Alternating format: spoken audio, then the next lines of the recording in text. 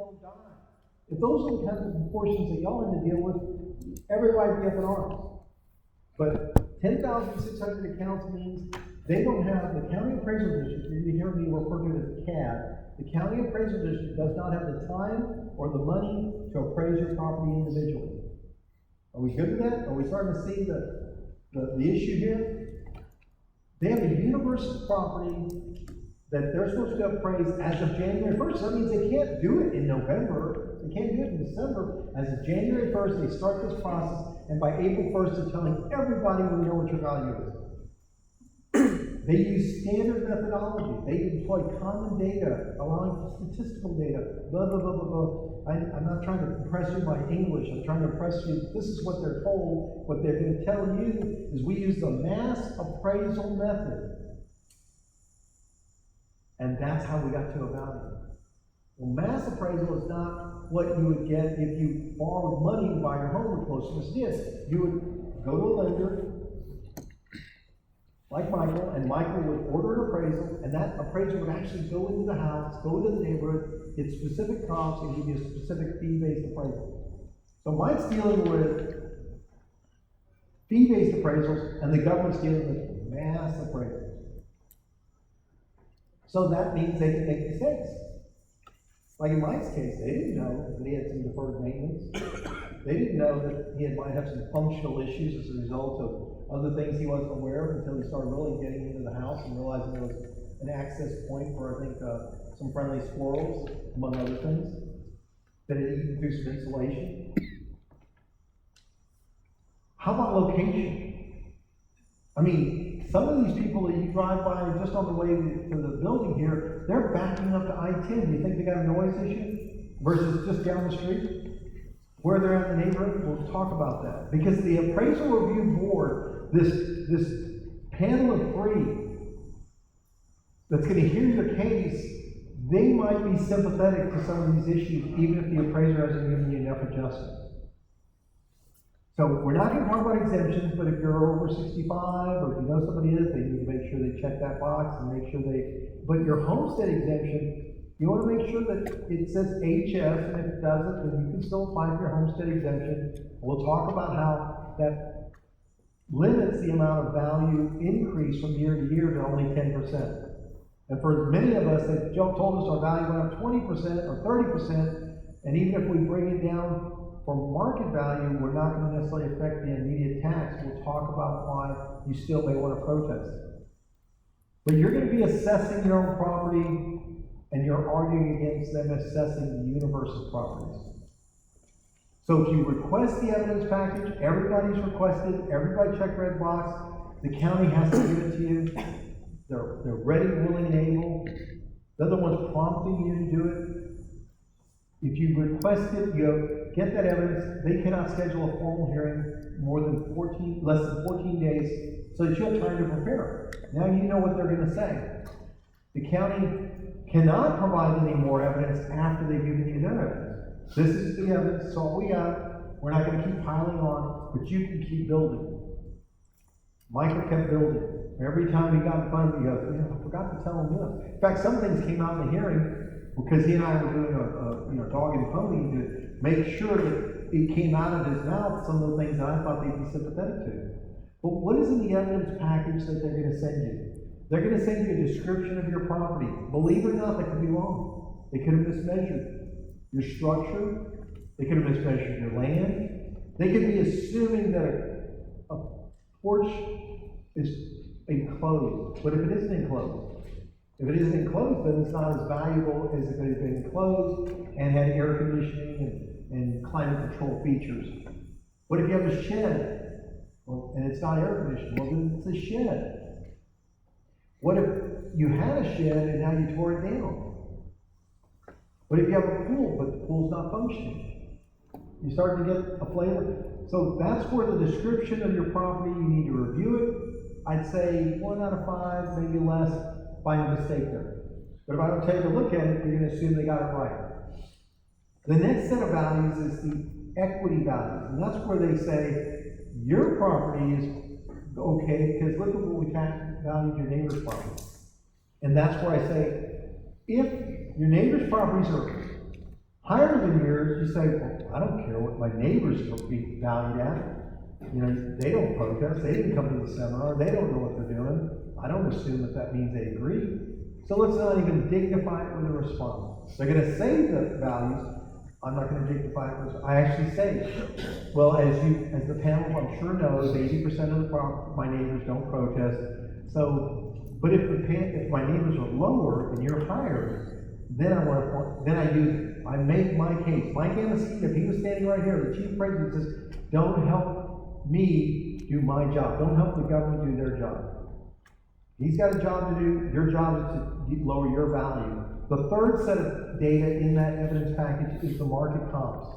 That's what we refer to as, in the real estate business, we'd say the comparative market analysis.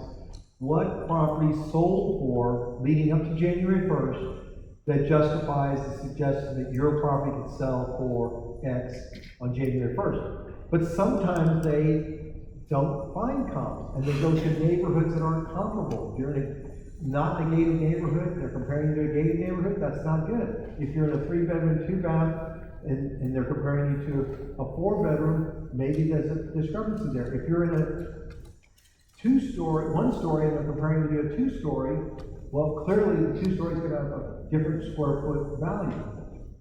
So you start to get a gist. They make mistakes, they have limited access, and yet we're going to have to argue against that. So you get a practice session, you get the chance to go to an informal hearing. I call it a conversation, I do not call it a hearing, it's not being recorded, it's not like you're sworn in. I call Mike Berlanga with the appraiser office, with your property number, blah, blah, blah, we start visiting, and you say, hey, could you go through the evidence with me? And they start making reference to the evidence, and you say, you know, I think there's some mistakes here, there's some things you don't know, and then if I make you an offer, you don't have to accept it. I do need to note it to the file, according to the chief appraiser. I should write it down. If I'm starting to be sympathetic, I give you a number, I'm going to write it down. You want to make sure you note that. But you don't have to make a deal. This is not, y'all are too young, but there was a game show called Let's Make a Deal. This is not Let's Make a Deal where, you know, I'm going to make you an offer, but you know, I can't guarantee you that if we go in front of the panel, that they may give you as good a deal. Don't buy into that. Don't buy into that. 99.9% of the time, that panel is going to agree with whatever the appraiser's recommendation is or give you something better. They don't go the other way. Otherwise, what makes you the expert and them the uneducated panel? But they may be sympathetic. But you go to the informal hearings if you can get the time to do it by Zoom or phone or whatever, because you get to practice listening to them. That reduces your anxiety, what you can expect at the formal, and you get to practice your presentation. You get to say, well, what about this and that? And I always finish with, if I was your brother and you're the appraiser, I say, Carl, what would you tell me, assuming you love your brother, that I should have done better? What else could I bring you? Now this is where I have to tell you a personal story about the firefighters. So I went in there and I said, I'm representing firefighters, and I had all these pictures of some of the damage that you're familiar with. You know, the building's a little bit older. And sure enough, you know, we were bonding. Hey, I see you played golf, blah, blah, blah. He says, we're chit-chatting it up. Well, now let's get to the facts. And he says, well, he pulls up pictures, brand new roof. This is a few years ago. We had a brand new roof. I'm like, oh, Carson never told me that. The treasurer, you know, everybody here. I'm like a one-legged man in a butt-kicking contest because I'm already being told that they improved the roof. And he had pictures. So I'm like, okay, I'm not going to back off that quickly. Well, look at what they haven't fixed inside. So I had the worst pictures of where the paint needed to be fixed and all that. Well, we went back and forth a little bit. And he says, well, what if I lower it from 1.5 to 1.25? Now, I'm a commercial real estate broker. At the time, I probably could have sold this property for $1.8 million. If we were in the market to sell it. So I said, well, wow, you know, we're kind of, at the time, we were a little political. The union, you know, you remember, we were doing a few things to protect the union and the firefighters in the city. So I go outside, I said, Jimmy, I said, hey, listen, they offered this 1.25, and we can go to the formal hearing, but, I don't know if your politics are worth, none of y'all have to worry about the politics. But, firefighters as a union, I'm like, what do you think? What do you want to do? I'm game. He said, well, now that I know how it works, just take the 1.25. You're telling me you could sell it for 1.8? He said, absolutely, as is. So I go back in and I said, hey, listen, I don't know what to tell you. I said, I just got permission, I can take your 1.25. I said, but could you throw me a bone? I came down here, we're kind of bonding a little. He says, how about 1.2? I just told you my client's guilty as charged. And he throws me 50,000 more. And that's what angers me. I'm glad for us, if you'll adopt me for a moment. But my client, we thought we were robbing a bank to ask them to make a $50,000 adjustment. But I tell you that, sir, God put me in that circumstance that that's ridiculous. We didn't go to a formal, we didn't go to arbitration, we didn't file a lawsuit.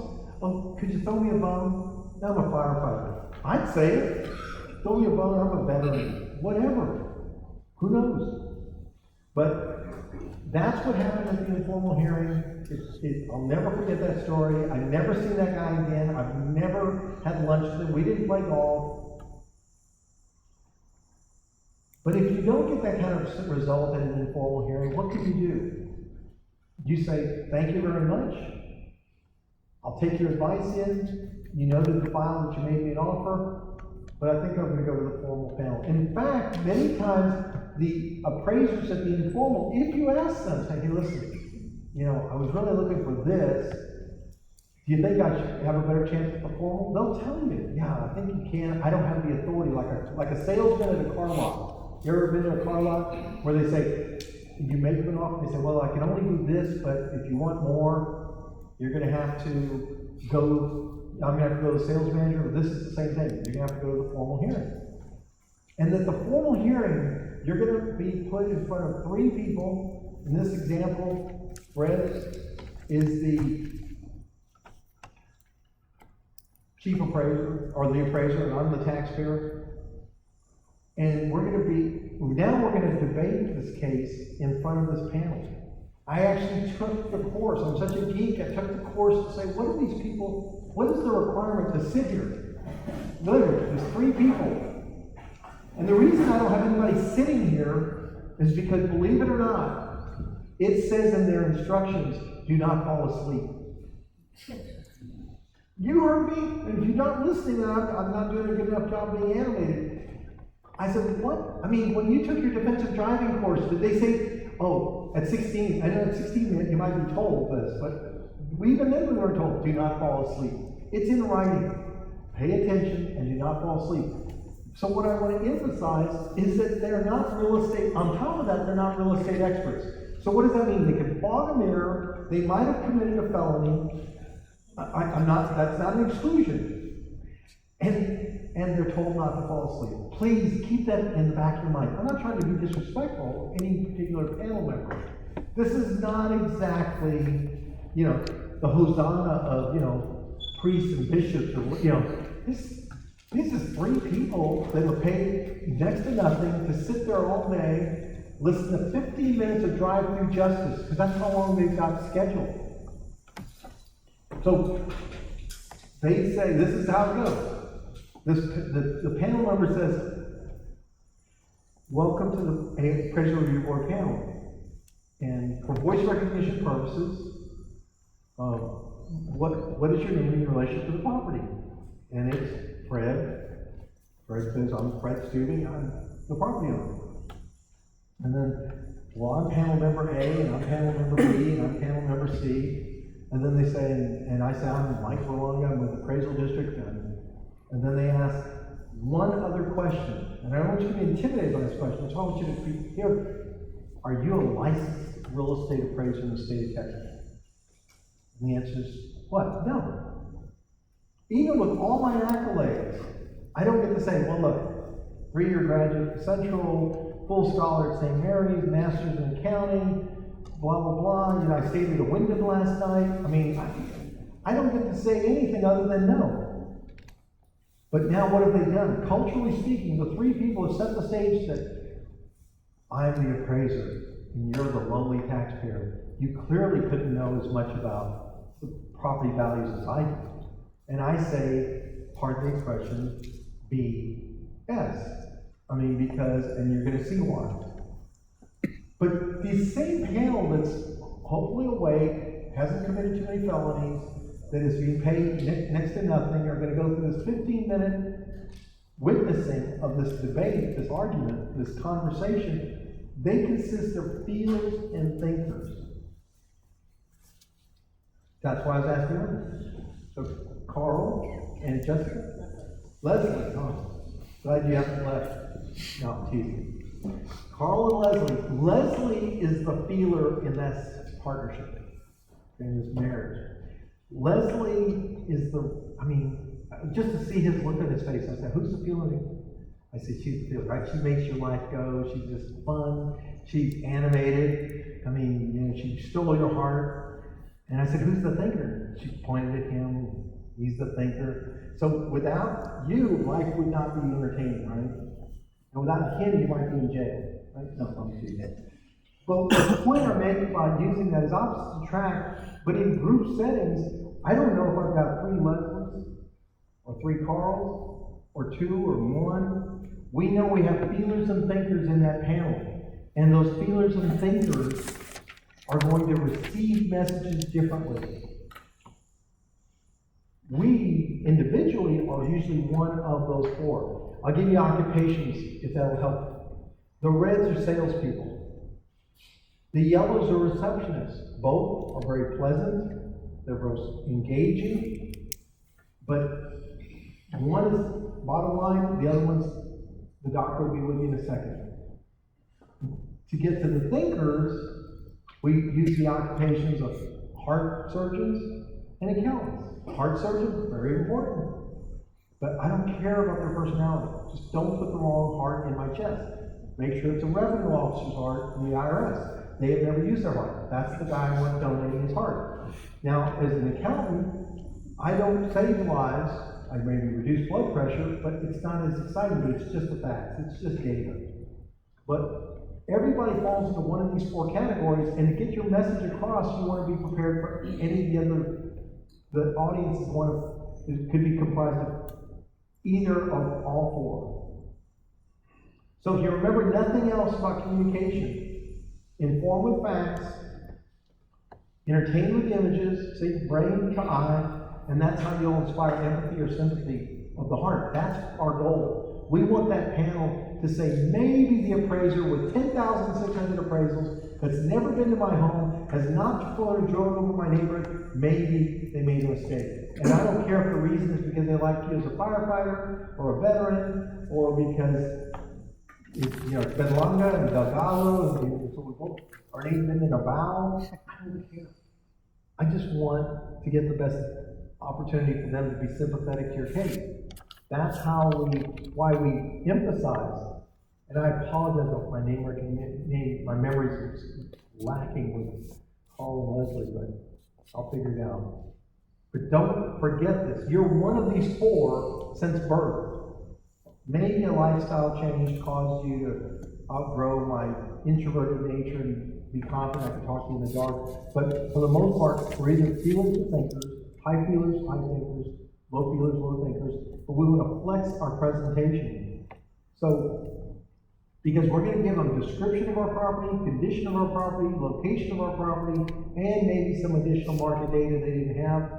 And so at this point, Mr. Cifuentes, like Mr. Martinez, were sitting in the audience, and they said, he's lost me, but I think I got some of the ideas. So is this what you want?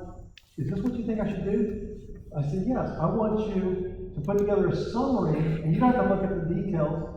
But what he did was he put his property ID and property information, then he outlines. I need $2,900 for painting. I need $46,000 or $45,000 for windows. I need $14,000 for flooring. And then he did something that's really, really important. Now, y'all do this all day long when you save life. He asked a question. about the green belt, otherwise known as the mosquito farm. He asked the question about the odd-shaped lot. He asked the question about the steep incline into his garage. So what did he do by asking the question? Even though the appraiser might say, well, we don't adjust for that, we don't know if the panel is sympathetic to it. Because they may have the same issue, they may not even say it. And so what have we done? We've now raised them up. These people are the authority. I don't know. This is Mr. Cifuentes. Look, I got an estimate for this and this and this. But these other issues, I don't know. I would hope I would get some adjustment for that. But I'm not going to put a finite limit on what God might put through their heart to adjust the value. So then, for the sake of the feeler who's getting tired of all this data, just going through case after case, look, see the pictures of the windows, they need painting. And Mr. Rodriguez is my contractor for painting, and he gave me a bid. Not my low bid, not my labor-only bid. I want the highest bid within a relevant range, and it's got his letterhead. That's good enough for me, because I'm going to move on to the windows. And of course, we all want Anderson or Pella windows. I don't know. Whoever the most expensive window company you can get to give you an estimate, we're going to get an estimate from them. Subsequent to that, what about flooring? Oh, the dishwasher overflowed. It was actually pretty decent flooring, but now I got a stain. Oh, the carpet got mildew. Oh, actually, I noticed the carpet's a little dated. So I got a flooring bid. So on and so forth. Now you see, now I'm showing the appraiser in front of the panel, he doesn't know what I know. Give me some consideration. In fact, now that we're on a roll and I got your attention and you realize that he didn't know what I'm telling him and he didn't take that into consideration, or she didn't, I'm going to get out of the house and I'm going to show you what my neighbors and properties are like. Because I live next to a commercial lot. Mr. Cifuentes has a commercial lot right behind him. And as a consequence, I pointed out to him, that commercial lot, you can't see it very well, but he's on a cul-de-sac. He lives over here, commercial lot is here, and this is 281. If we were criminals, well, that's a great house to break into, right? Because we can get in, get out, get down 281, and by the time the sheriff comes up the front of the cul-de-sac, we're on our way to Laredo or Austin. So that picture, again, is a picture of the fencing, some of the flat work that needs repair, and the appraisers always love to say, well, we don't consider that. Well, ask Jamin if you think she ought to get that repaired before you go to market. Now, a bunch of you will say, in fact, I'll give you a seller's disclosure notice. Jamin, I hope that you'll do this. Send everybody a seller's disclosure notice. Because if you asked him to help you sell his home, he'd say, here's a seller's disclosure notice, and it'll prompt you, oh, I forgot, that's a good point. Because, well, I'm going to come back to this. Because right now, some of you are thinking, well, what about waterproofing? What about roofing? What about gutters and foundations? I'm not putting limits on what's going on in your brain right now. But if we want to prompt you, we'll give you a seller's disclosure notice, and you can tell us all about the house. It'll give you a checklist. So all your recommendations are welcome. If you're in Atascosa, the chief appraiser had problems with her plumbing. They ripped it all out. So I always like to say the chief appraiser in Atascosa loves the plumbing problem. But I'm going to go back for a second, because, as I said, he lives on a cul-de-sac. And if we were selling him the home, we'd say, look, you can put the grandkids here, you can put the barbecue pit there, you can have all the flowers you want out the window, out the back window view. But if I'm talking to the government, I'm saying, look, I got a rectangle on an irregularly shaped lot. See, that's an odd-shaped lot. What a waste of this corner. What a waste of this, and yet you're taxing down all this land. Heck, I might even have a drainage easement running through it.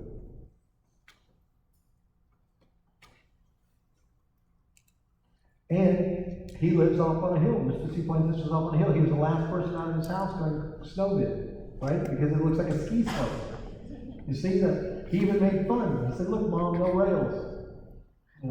Just steep steps, danger. And look at my neighbors. They don't have that problem.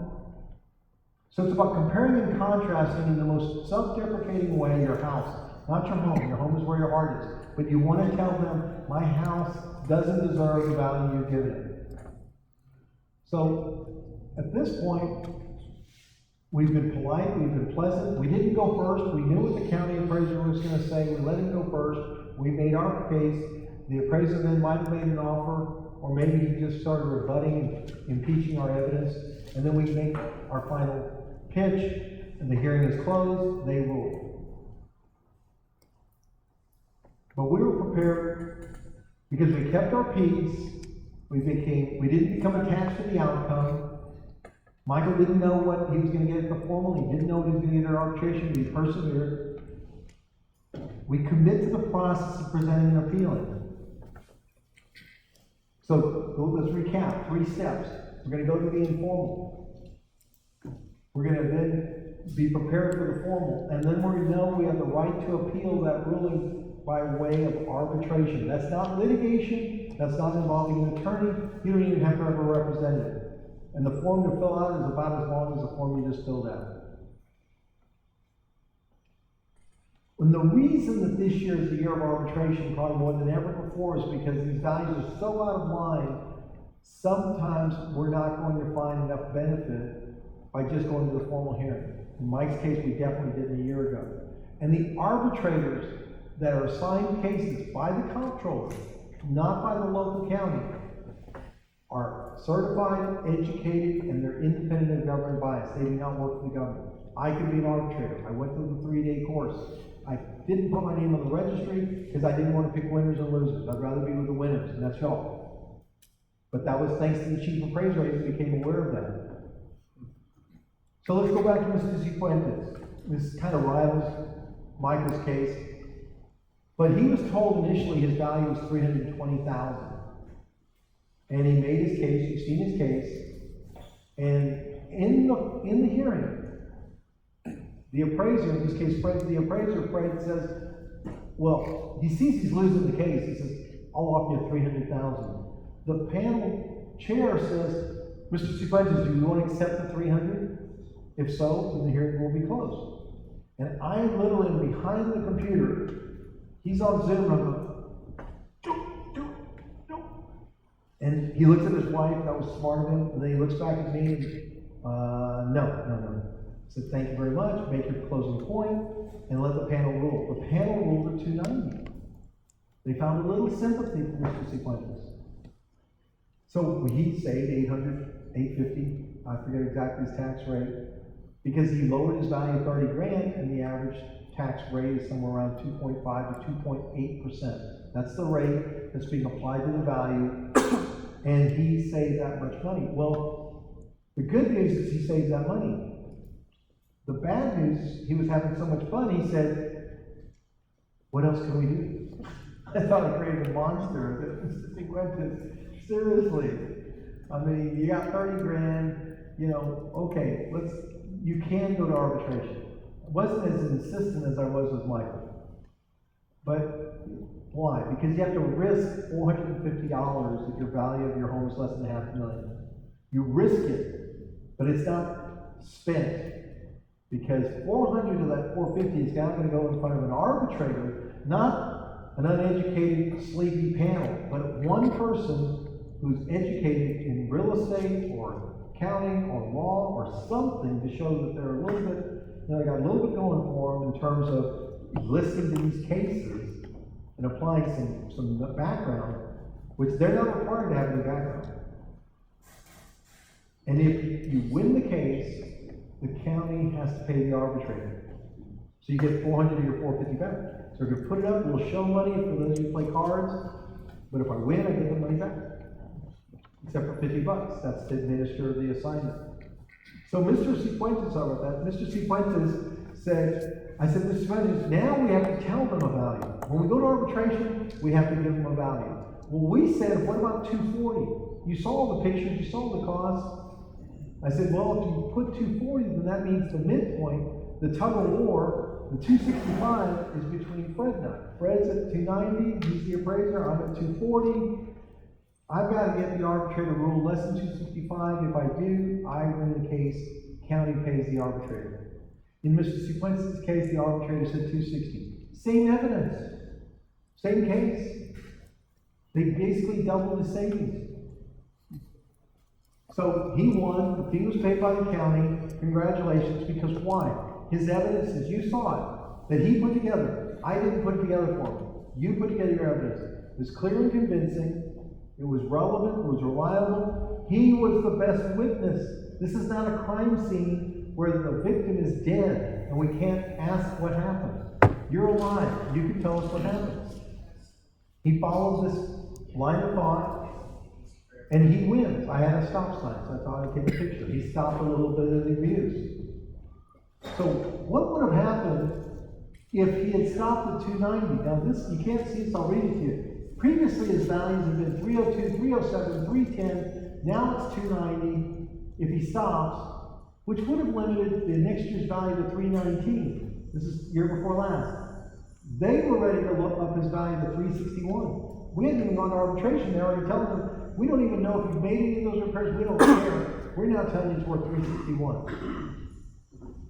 But because he went to arbitration and lowered it to 260, the cap, and I need to do a better job of illustrating this, but the homestead cap you hear so much about says for assessed value, for tax purposes, your value can only go up from 260 to 286.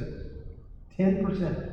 260 times 10%, 110% is 286. Doesn't matter whether you fixed all the things or whether you didn't, even though they say it's now up to 361, they can't tax you on 74,000 of it because you have a limit.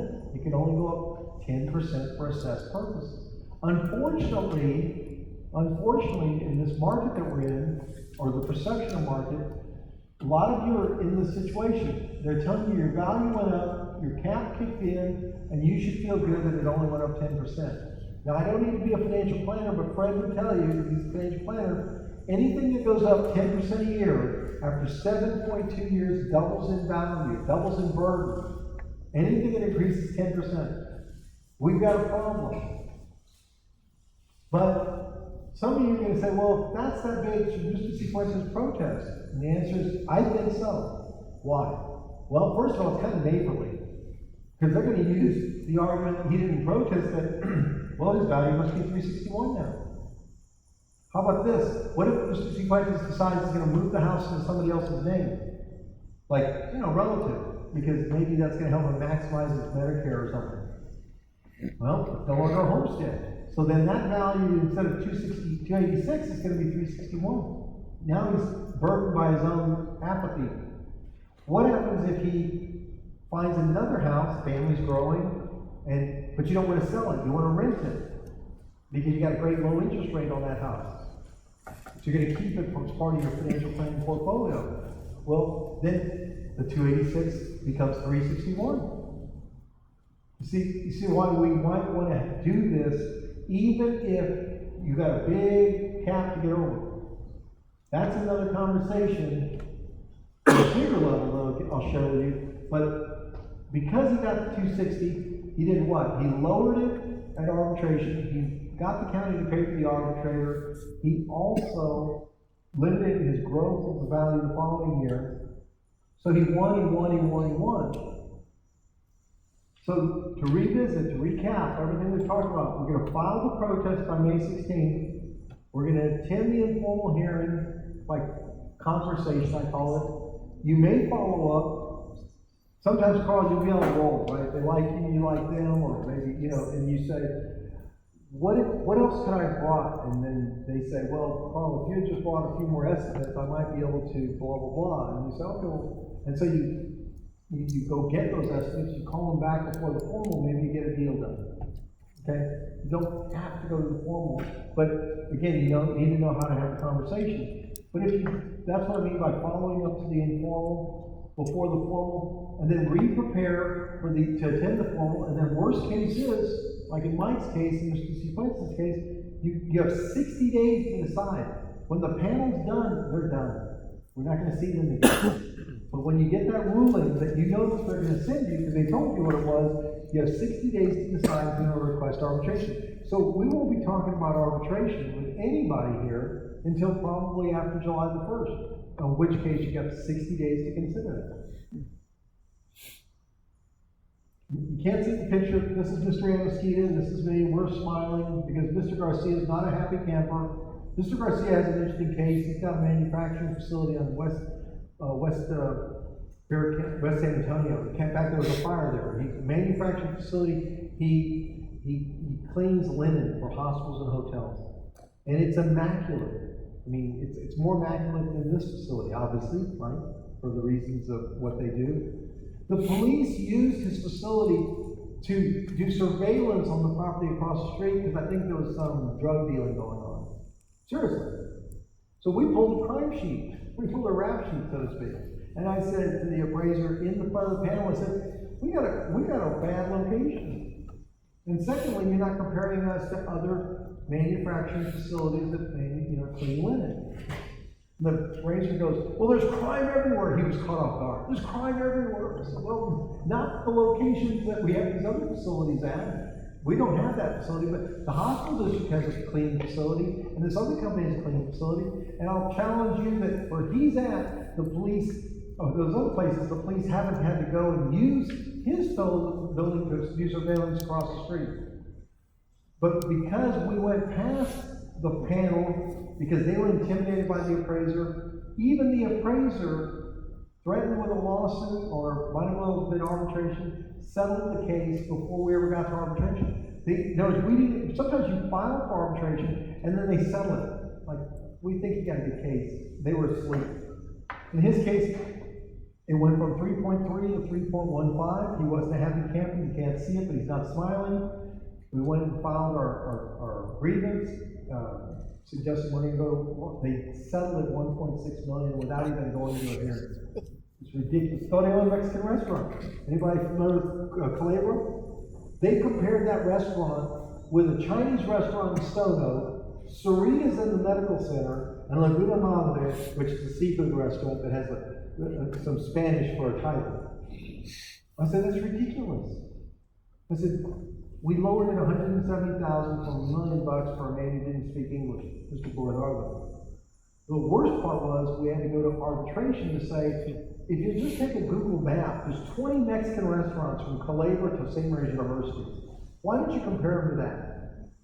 So whether it's residential or commercial, that's your argument. Are you comparing me to the exact same thing as what I've got? The answer is obviously no. Therefore, let me help you understand why we shouldn't give me the value you've got.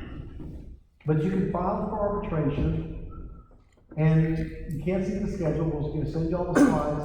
The fee was $400, and in both cases, for values of under $500,000, but in all these cases, the comptroller returned the check, except for the $50, and the county had to pay the arbitration fee.